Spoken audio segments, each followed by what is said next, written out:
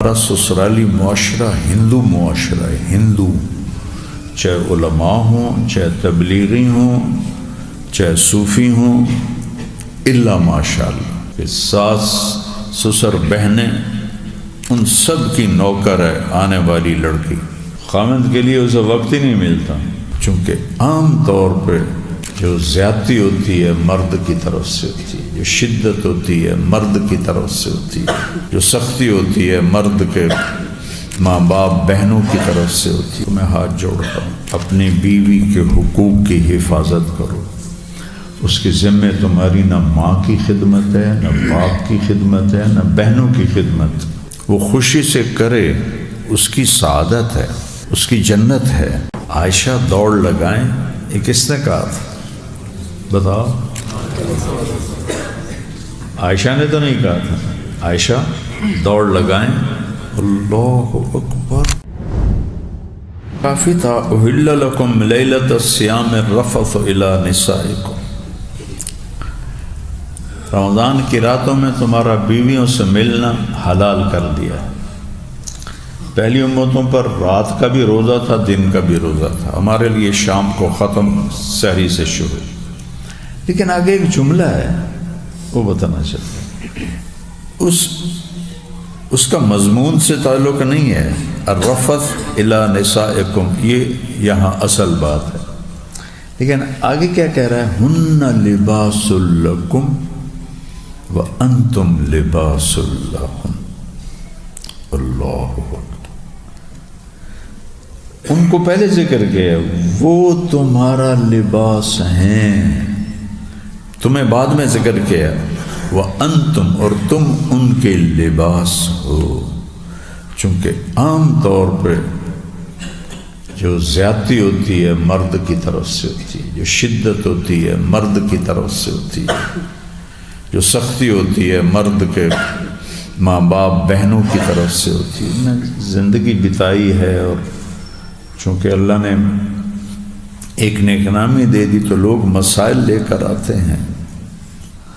ہمارا سسرالی معاشرہ ہندو معاشرہ ہے، ہندو، چاہے علماء ہوں، چاہے تبلیغی ہوں، چاہے صوفی ہوں، الا ماشاءاللہ، الا تو ہر جگہ ہندی معاشرہ ہے کہ ساس سسر بہنیں ان سب کی نوکر ہے آنے والی لڑکی۔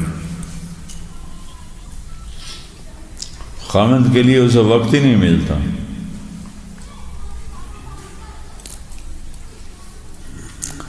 تو اب ایک ہمارا ماحول ہے کہ ہم ایک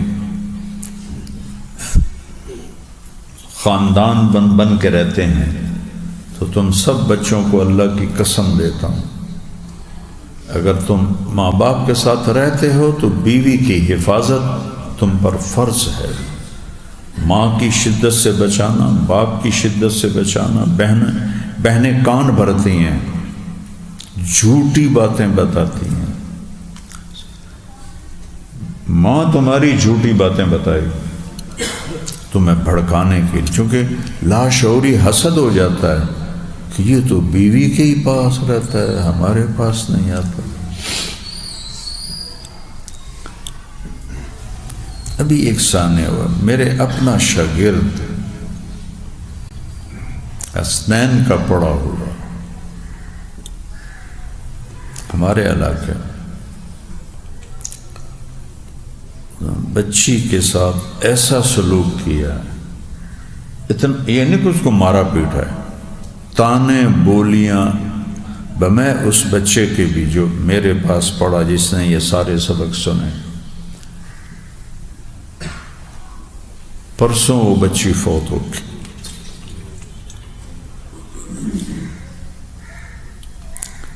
کہ تانے مار دیتے ہیں۔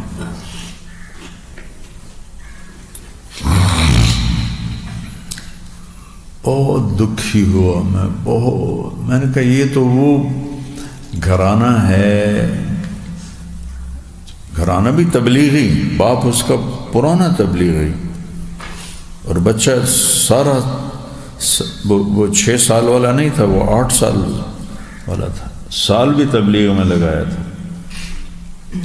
لیکن یہ جو اندر ایک ناگن ہے نا زبان، اس کے زہر نے بچی کو قتل کر دیا۔ نہ کوئی گولی ماری، نہ کوئی تیر مارا، زبان کے زہر نے اس کی جان لے لی۔ تو تم رواجی تعلیم کے آخری مرحلے میں ہو، کچھ کی شادیاں ہو چکی ہوئی ہیں، کچھ کی ہوں گی، تو میں ہاتھ جوڑتا ہوں، اپنی بیوی کے حقوق کی حفاظت کرو۔ اس کے ذمے تمہاری نہ ماں کی خدمت ہے، نہ باپ کی خدمت ہے، نہ بہنوں کی خدمت۔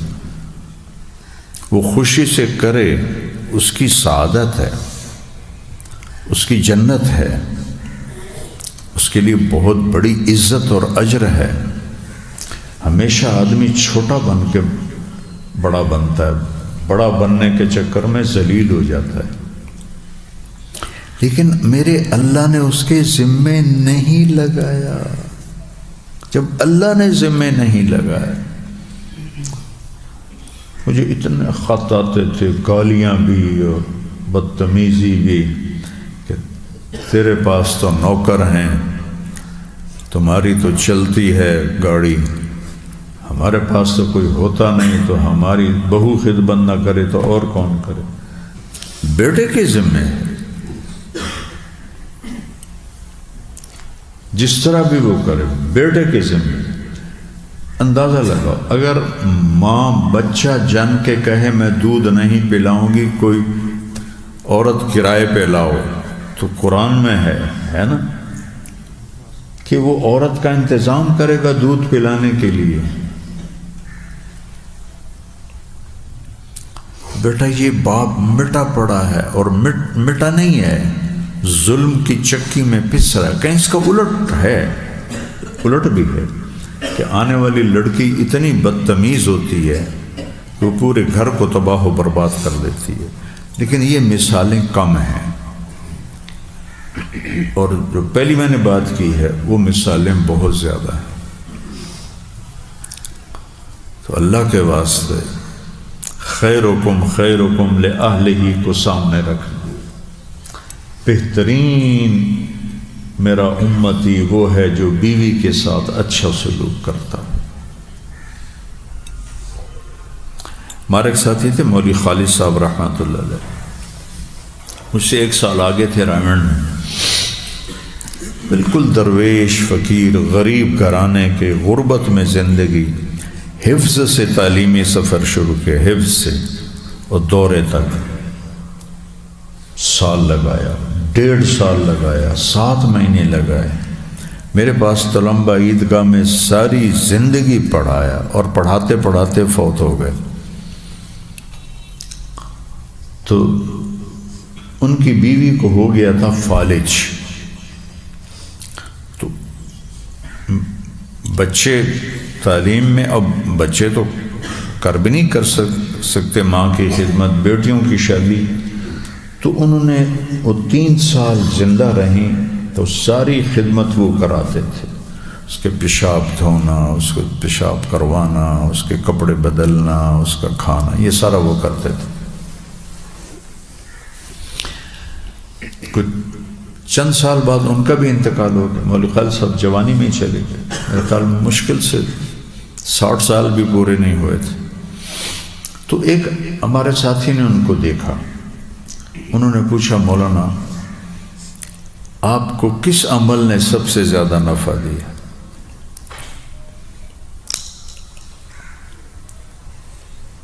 وہ کہنے لگے جو میں 3 سال بیوی کی خدمت کی، اس عمل نے مجھے سب سے زیادہ نفع دیا۔ کہاں گئی تبلیغ، کہاں گیا تصوف، کہاں گئی تعلیم و تدریس، 3 سال بیوی کی خدمت نے کہا مجھے سب سے بڑا اللہ نے انعام دیا ہے اس پر۔ لباس سے کیوں تشبیہ دی ہے؟ کہ لباس آپ کی زینت ہے، آپ کی بیوی آپ کی زینت ہے، آپ اپنی بیوی کے لیے زینت ہیں۔ لباس سے تشبیہ کیوں دی ہے؟ کہ لباس آپ کے عیب چھپاتا ہے. تو آپ کی بیوی آپ کا لباس ہے، اس کے عیب چھپانا آپ کے ذمے ہے، اور آپ کے عیب چھپانا اس کے ذمے ہے. پھر لباس سے کیوں تشبیہ دی ہے کہ آپ کے اور لباس میں کوئی چیز داخل نہیں. کوئی ہے میرے جسم میں اور ایک تنکا، ایک کیڑی اندر چلی جائے چونٹی تو وہ بھی طبیعت خراب کرتی، کیڑی اندر ٹوری جاندی ہے.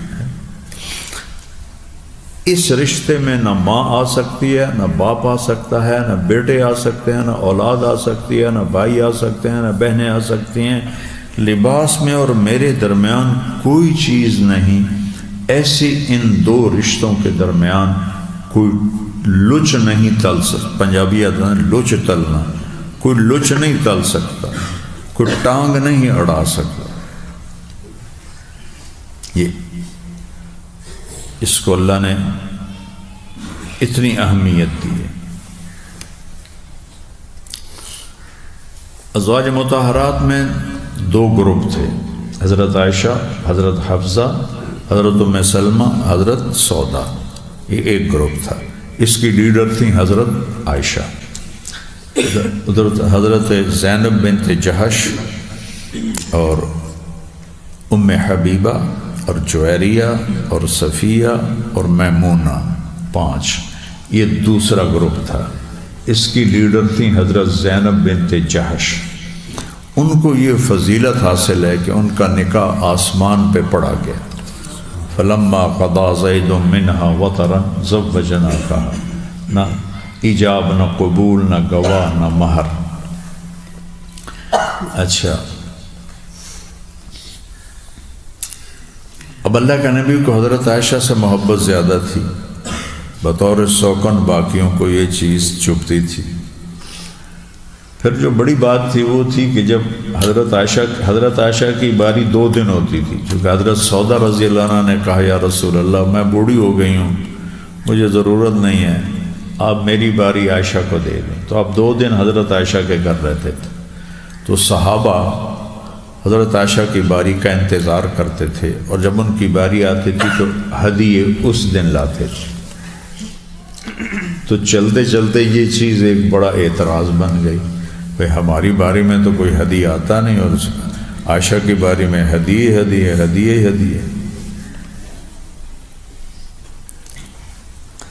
تو انہوں نے حضرت فاطمہ کو تیار کیا کہ جاؤ جا کے بات کرو اپنے ابا سے، ہم تو نہیں کرتے.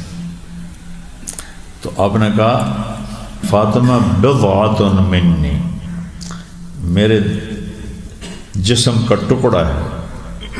من آذاہا فقد آذانی، من احبہا فقد احبنی، یا اراہا فقد اراہنی. اس طرح ہے. تو حضرت فاطمہ رضی اللہ تعالیٰ عنہ تشریف لائیں تو آگے اللہ کے نبی حضرت عائشہ کے ساتھ ایک ہی رضائی میں لیٹے ہوئے تھے دونوں، یا ایک ہی کمبل یا چادر میں. تو حضرت فاطمہ کے بول سے پتہ لگتا ہے کہ وہ دوسری سائیڈ میں تھی. انہوں نے بہت چبھتی ہوئی بات کی، یا رسول اللہ ان نساءک یشکون ابنۃ ابن ابی قحافہ. نہ عائشہ کہا، نہ ابنۃ ابی بکر کہا، ابنۃ ابن ابی قحافہ. تو یہ اس سے قریبی رشتہ اور کوئی نہیں ہے، اور ہے یہ برابر کا. ماں بڑا رشتہ ہے، بیٹا چھوٹا رشتہ، باپ بڑا رشتہ ہے، بیٹا چھوٹا رشتہ، بھائی خون کے رشتے ہیں. تو وہاں آدمی کچھ خم کھاتا ہے. بیوی تو برابر کا رشتہ ہے، اور ایک بول پہ بنتا ہے، ایک بول پہ ٹوٹ جاتا ہے. اور سب سے بنیادی رشتہ ہے، جتنے رشتے وجود میں آتے ہیں اس عورت کی وجہ سے آتے ہیں. یہ بیٹا جنتی ہے تو بیوی سے ماں بنتی ہے، اور بیٹا جنتی ہے تو بھائی کا بھائی بناتی ہے، بیٹی آتی ہے تو بھائی کی بہن بناتی ہے. شادی ہوتی ہے تو یہ ساس بنتی ہے، اولاد ہوتی ہے یہ دادی اور نانی بنتی ہے۔ سارے رشتے اس بچی سے جنم لیتے ہیں، تو اس پر اللہ تعالیٰ نے کوئی 100 کے قریب آیات اتاری ہیں، 100 آیات۔ تو آپ میری اولاد ہو، مجھے اس واقعے کا بہت دکھ ہے۔ میں گیا ہوا تھا، ایک وہاں جنازہ تھا، اس کی وجہ سے وہاں مجھے حالات، وہ مجھے ملنے آ گئے تو مجھے حالات کا پتہ چلا، اور پرسوں اس کا فون آیا کہ وہ فوت ہو گئی بچی۔ اللہ کے واسطے بیٹا، جب اللہ تمہیں کوئی زندگی کا ساتھی دے، اچھا ہے، برا ہے، خوبصورت ہے، بدصورت ہے، درمیانی صورت ہے، صورتیں کام نہیں کرتی، اخلاق کام کرتے ہیں۔ میں دیکھا ایک کلپ گزرا، ایک وہ عورت کا سوال تھا کہ اللہ کہتا ہے عورتیں تمہاری کھیتیاں ہیں، یہ عورت کی توہین نہیں؟ مجھے دلچسپی ہوگی، پرانی بات، اللہ نے میرے دل میں، پہلے ہی میں نے سنا ہے، میرے دل میں جواب ڈالا، اپنے اب سینکڑوں سال سے ہم ذمہ دار ہیں، تو ہماری رگوں ریشوں میں، چاہے میں نے کبھی ذمہ دارہ کیا ہے 2-3 دفعہ فزیکلی اپنے نوکروں کے ساتھ مل کر، لیکن ویسے مجھے کچھ پتہ نہیں، تو مجھے اس کا جواب اللہ نے سجایا، نساؤکم حرث لکم فاتوا حرثکم انا شئتم۔ تو اس کی تفسیر آپ سب جانتے ہیں، مفسرین نے کیا لکھا ہے۔ تو اللہ نے میرے دل میں ڈالا کہ عورت تمہاری کھیتی ہے، اور کھیتی کے لفظ میں خامند بیوی کی زندگی کو اللہ نے بیان کیا ہے کہ کھیتی کو کیسے پالتے ہیں، ڈنڈوں سے، گالیوں سے، بلکہ کتنی نزاکت کے ساتھ۔ پہلے بیماریاں نہیں ہوتی تھی تو کوئی فصل بیج کے ذمہ دار گھر بیٹھ جاتا تھا، اب تو وہ سر پہ کھڑا ہونا پڑتا ہے، اس میں گندگی پیدا ہوتی ہے، اس کو سپرے کر کے مارتے ہیں، اس میں کیڑے پیدا ہوتے ہیں، ان کو سپرے کر کے مارتے ہیں، روز اس کا، میرے والد صاحب روزانہ بلا ناغہ پورے فارم پر پیدل جاتے تھے، اس لیے ساری زندگی بیمار نہیں ہوئی۔ میں نے اپنے باپ کو بیمار نہیں دیکھا، بس جب مرے تو ہارٹ اٹیک ہوا یا زیادہ زیادہ کبھی بخار ہو جاتا تھا، بس ساری زندگی صحت۔ ہمارے میزوں پہ دوائیوں کی لائنیں لگی ہوتی ہیں، ان کی میز خالی ہوتی، کتابیں ہوتی تھی۔ حرث ہے، کھیتی ہے، یہ سامنے جو بوٹے لگے ہوئے ہیں ان کا مالی ہے کہ نہیں ہے؟ آتا ہے نا، کانٹ چھانٹ کر، پھر آپ گھاس کو پانی بھی لگاتے ہیں۔ یہ ہے نساؤکم حرث لکم، کہ جیسے کھیتی کو بڑے محنت سے پروان چڑھاتے ہیں، عورت بھی تو کھیتی ہے نا، عورت کی جو پیداوار ہے وہ اولاد ہے، جو سب سے بڑی کھیتی ہے اولاد۔ تو بیوی کے ساتھ ایسے چلو جیسے ذمہ دار کھیتی کے ساتھ چلتا ہے، یا پانی مانگتی ہے تو ادھار بھی لینا پڑے، پیٹرول ڈیزل تو وہ لے کے پانی دیتا ہے، کھاد دینی پڑتی ہے تو ادھار پر بھی وہ کھاد اٹھا کے اس کو کھاد دیتا ہے، سپرے کرنا پڑتا ہے ادھار پہ لے کے کرتا ہے، اور جب تک وہ پوری پروان نہیں چڑھ جاتی اسے چین نہیں آتا۔ یہ حرث ہے، نساؤکم حرث لکم، جیسے کھیتی کی قدر کرتے ہو، درخت پھل نہ دے تو ڈنڈے مارنے شروع کر دو یا گالیاں نکالو، یا اس کے ضروریات کو مہیا کرو گے، یا پانی کی کمی رہے گی، پانی کی کمی رہے گی۔ میں نے 1984 میں ایک دفعہ کپاس کاشت کرائی، تو نوکروں سے پوچھ کر اور یہ جو زرعی ماہرین تھے ان سے پوچھ کر، تو 2-3 جگہ کپاس اس وقت ہوتی تھی، تو ایک پودا یہاں ایک وہاں، کافی فاصلہ. تو میں کھیت کے اندر کھڑا ہوا دیکھ رہا تھا کہ ایک ہی چکر ہے، اے کیوں نہیں سارے ہوئے، اوتھے پودا ایتھے پودا، ایک ایکڑ میں، ایک ایکڑ میں. تو میرا ایک رشتہ دار گزرا، اللہ اس کی بخشش کرے، فوت ہو گیا، ان پڑھ، 5ویں تک ہم جماعتی تھے، 5ویں بعد وہ پڑھائی نہیں. تو مجھے دیکھ کر کہنا مولانا صاحب کی ویکھ رہے ہو؟ میں کہ یار اے کپا ویکھ رہے ہیں، ایتھے دانا ہویا ہے، ایتھے کوئی نہیں ہویا، پھر ایتھے ہویا، پھر ایتھے کوئی نہیں ہویا. وہ اندر آیا اور اس نے ایک ڈھیلا اٹھایا، مولانا صاحب میں نے تسی 1 پانی لایا، 2 پانی لیندے تے سارے ہو جاندے. میں کہتے ہیں کیوں میں پتہ لگ گیا؟ ساری زندگی کیتا کہ یہ میں نے نوکر کو بلایا، میں نے کہا اس کو کتنے پانی لے گئے؟ کہا جی 1 لایا. ان من اقربکم منی مجلسا یوم القیامہ احاسنکم اخلاقا والطفہم بأہلہ.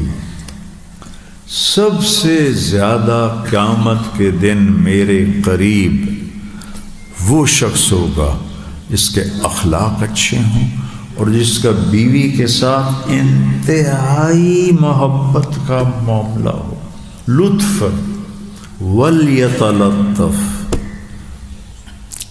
نرمی، ایسا رویہ جو اندر جا کے اتر جائے. بیٹا مہربانی کرنا. مولی محمد حسین صاحب میرے ساتھی ہیں، بچپن گرامین میں کٹھے پڑے، آج تک وہ کہتے ہیں بیوی کے ساتھ کھانا نہیں کھا سکتا، 70 سال کا ہو گیا. تو یہ ایسی شنی بدعات ہیں. تو بیٹا یہ میرا خیال تھا 10-15 منٹ لگا کے آگے چلا جاؤں گا، لیکن وہ جو واقعہ ہوا نا اس نے مجھے بہت دکھی کیا ہے. تو اچھے بننا، بیویوں کے ساتھ اچھے بننا. عائشہ دوڑ لگائیں، یہ کس نے کہا تھا بتاؤ؟ عائشہ نے تو نہیں کہا تھا. عائشہ دوڑ لگائیں. اللہ اکبر، کمال ہے یار. کئی سال گزر گئے، پھر عائشہ دوڑ لگائیں. سبحان. حبشہ کے لوگ آئے، مسجد میں تماشا کر رہے تھے، سوڈان کے. تو اللہ کے نبی نے حضرت عائشہ کو بولا، عائشہ آؤ تمہیں یہ کھیل دکھاؤں. پیچھے کھڑا کر کے یہاں ٹھوڑی رکھوا کے خود بلا کے کہا یہ کھیل دیکھو کیسا ہے. کچھ عرصے بعد حبشہ کے لوگ آئے، وہ بھی اسی طرح وہ خنجروں سے کھیلتے تھے. تو پھر حضرت عائشہ نے کہا یا رسول اللہ میں نے یہ تماشا کھیل دیکھنا ہے. آپ نے کہا آ جاؤ. اور اس دن وہ اتنا بہترین تھا کہ حضرت عائشہ بس ہی نہ کریں تو کہنے کہ عائشہ بس نہ کریں، کہ نہیں یا رسول اللہ میرا جی نہیں بھرا. تو آپ اپنی ٹانگوں کے پریشر کو بدل رہے تھے، ایک ٹانگ کو فری کرتے تھے، دوسری پہ سہارا لیتے تھے، پھر اس کو فری کرتے تھے، دوسری پہ سہارا لیتے، جب تک اماں جی نے نہیں کہا آپ پیچھے نہیں ہٹے. تم تو کیف عاملہم پڑھ رہے ہو، تمہارے لیے تو حجت تمام ہے. فرشتوں سے بہتر ہے انسان بننا، مگر اس میں پڑتی ہے محنت زیادہ. سبق پڑھانا، مولوی بننا، تقریریں کرنا، طارق جمیل کی طرح خطیب بن جانا، یہ کون سے ایسے جان جوکھوں کے کام ہے. رویوں کو بدلنا اور رویوں کے سامنے اپنے آپ کو توڑ دینا، یہ انسانیت کی معراج.